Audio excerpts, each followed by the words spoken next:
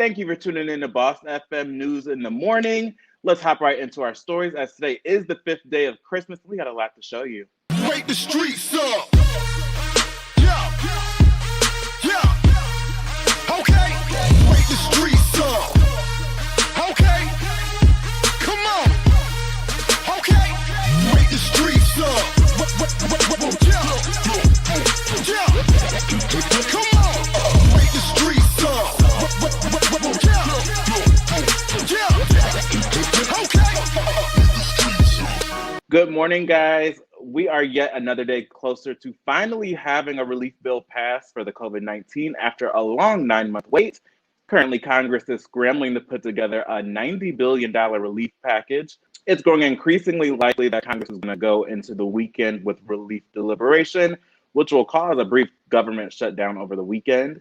Now, if you're wondering what is holding up Congress, there are actually multiple pieces to this puzzle. First one being whether or not to expend the current eviction moratorium, as Democrats are pushing for, or to create a rental assistance program that would essentially take away the need for an eviction moratorium. Also, Democrats are pushing for a bipartisan bill called Save Our Stages for live venue operators who've been closed during this entire pandemic. This prompted a debate about whether such industries should get this type of carve out or should they instead get money from the Small Business Administrator's Paycheck Protection Program that is bound to replenish under this deal. Republicans are also pushing to restrict the Federal Reserve's emergency lending authority, which Democrats fear will hold up Biden's democratic process as he's being inaugurated this coming January 20th. Lawmakers continue to negotiate how FEMA funds for states and cities would be structured. The Democrats are pushing for this, but Republicans seem to be resistant.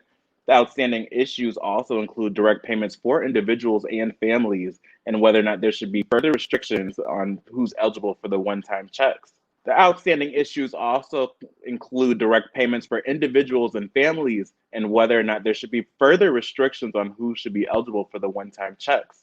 And some positive news, Lil Baby covered the full cost of George Floyd's daughter, Gianna Floyd's 7th birthday party, with the help of Atlanta restaurant owners Erica and William Platt. Several celebrities, including Shaquille O'Neal and Lil Baby, attended a huge birthday party for Gianna Floyd. Gianna turned 7 years old, and this is her first birthday party without her father. The party took place at the Pink Hotel and was decked out in everything a little girl could ask for her birthday. Rapper Lil Baby did cover the full cost for the girl's birthday party. In an interview with Forbes, Erica Platt explained that she lost the father of her daughter 17 years ago and has fought for more attention to be paid to children that are left behind by gun violence, adding that Lil Baby has also been a strong advocate for children suffering the after effects of violence, even writing a song about George Floyd's death over the summer. George Floyd died at the hands of former Minneapolis police officer Derek Chauvin in May, setting off months of global protests against police brutality and racism. A new video has emerged in connection to the February shooting of Ahmaud Arbery, and it sparked an outcry on social media.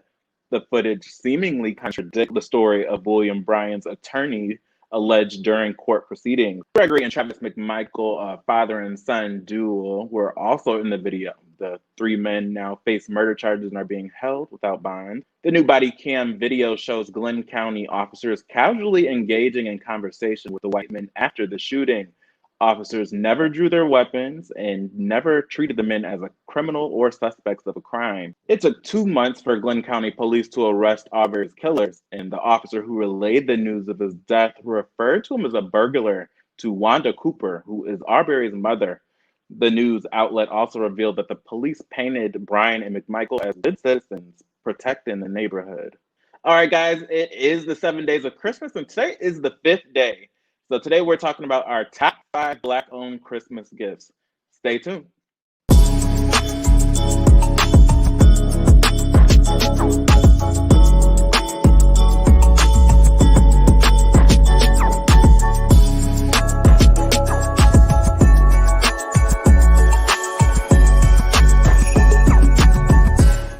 All right, guys, so our first product that we have is coffee. If you drink it intravenously like I do, and you want to support a Black-owned coffee brand, we have the Black and Bold Rise and Grind and Medium Roast Coffee, which you can get for $12.99 at Target.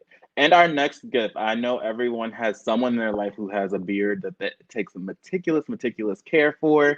And if you also are looking to support your Black-owned brothers and sisters, we have the Scotch Porter Beard Collection, which you can get from scotchporter.com for $73. All right, fellas, and if you're looking for something to get your wife or your girlfriend or whoever it is in your life, you can get some Oma Beauty Badass Icon Matte Lipstick from Ulta for $24. All right, and our last product we have on here, I've heard excellent things about. I know a lot of people say that we don't necessarily need to wear sunscreen out, but that is completely false. Black people do need sunscreen, and you can support the Black Girl Sunscreen Broad Spectrum brand. It's a SPF 30. You can also get that at Target for $15.99. All right, guys, that does conclude the first week of the 7 days of Christmas. We are now 5 days in. Make sure you tune in next week for the last few days. And if you'd like to rewatch any of our shows, as always, they'll be available for replay on the Boss FM app and all of our social media platforms. Thanks again for tuning in, y'all. I am Kristian, and y'all have a great weekend.